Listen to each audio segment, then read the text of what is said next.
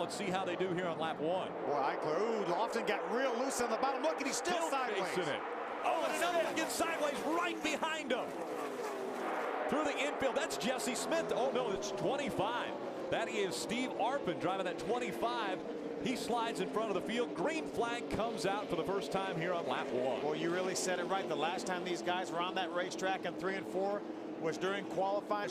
The last 7 races, all top 11 finishes. Watch Lofton get real loose on the inside. Ooh, it don't look like Steve Arpin maybe was watching Justin Lofton, jumped up to the outside, maybe gotten a little bit of loose stuff. You see him right there. He may have got his right side tires out of the groove. Slides around, backs it out of turn number 4, then straightens it back out. Keeps going. You see how loose he was going up the racetrack in 4. Yeah, he just got a little bit loose, and then he corrected it when he did. The thing spun around. The ARCA competitors did a nice job avoiding him there. See Patrick Sheltra go by, and that number 60 will ride along with Frank Kimmel. Watch Frank now. Watch that car in front. You see a couple of cars. Lofton and Arpin both get loose almost the same way. Lofton was able to save his. Not so fortunate for Steve Arpin. And we heard Frank Kimmel, the engine on that. Tighter by the minute, so I would imagine they're within their window, guys. Anytime now, if they can make a pit stop, they're good to the end of the 100-lap race here. Caution on the racetrack on lap 35. We've got the 32 of Bo Slocum and problems Steve for the Arpin. 25. Steve Arpin shortens the back of that race car. In front of him. Looks like Steve was on the inside, got a little bit loose and wiggled again, much like he did on the first lap, and unfortunately was not able to keep it out of the wall this time. Again, the other race car that was involved is that 32 of Bo Slocum. He went through the grass, but it looked like he got caught up by the 20 race car. Patrick Sheltra also coming off the pit road. A little steam rolling off the base of the windshield. Adam Alexander.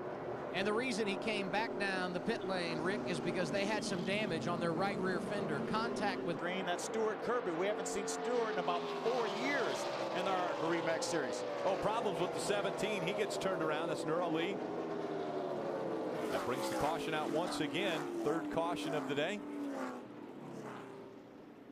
I'm faster than them. Let me go by. Look, he's going to pass 4 cars at one time in one corner. What an impressive run for Patrick Sheltra, but not so good for the 17 of Nur Ali. We stay with it here. This again is that troubled spot. Turns 3 and 4. He's running up high. Just lost the back end there. I think he was in the groove. Just a little bit loose here. Full of fuel, new tires, and got a little bit loose and lost control. for another position. Problems, caution coming out once again. That's Brent Sherman in the Great Clips 90. Brad Sweet actually in that 90 car. I was thinking of the truck series already. I've got to get that out of my mind. We will see Brent Sherman later on. Of this incident.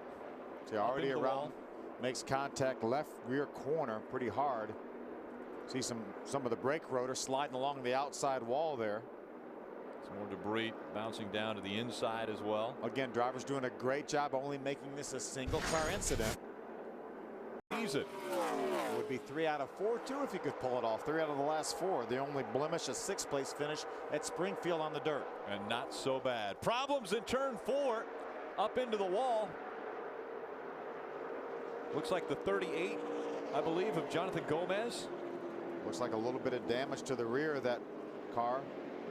See the left front tire flat. Coming off turn number 4 here. Gets a little bit sideways. Again, a single car incident. That's actually right in front of Frank Kimmel. You see Frank go by on the inside. Jonathan did a nice job of keeping that car out of harm's way. Here's what Frank had to see. Watch right in front of him. You see Jonathan slide up the racetrack a little bit. Now he's going to go back up the hill. Frank gets back on the throttle when he clears the 38 car. So Kimmel second faster than Justin Lofton, but ooh, got a spinner. That's going to Brian Silas running in the 5th position, and the caution flag will be out, and we will close this battle up. Oh, by the way, that's exactly what Brian Eichler needed and Grant Enfinger. Now, see him sideways. Yeah, all by himself. Unfortunately, Brian Silas had a great run going. Looks like he was headed for a top 5 finish, and around he went. He kept it out of the wall, but unfortunately, the car was not able to get back going. You see all the water splashed. Right along with Frank Kimmel again. Frank Kimmel's seen a lot of these problems. Yeah, Brian just all by himself, just gets a little bit loose up off of 2. And slide down into the infield grass. What a veteran, Frank Kimmel. You heard him right away get out of the gas, figure out what the situation now. Parker may be out of gas. Parker Kligerman with problems. He's shaking the car. He might be out of gas. Grant Enfinger has his hands full with Hal Martin for second now. Hal Martin to the outside trying to take second away. Look at Brian Eichler there lurking in 4th. In the ARCA Remax series, they try to finish under the advertised distance. That's why this is the race to the checker. Here comes Grant Enfinger to the inside. Justin Lofton holds him off for the win. What a great finish. Justin Lofton able to hold off Grant.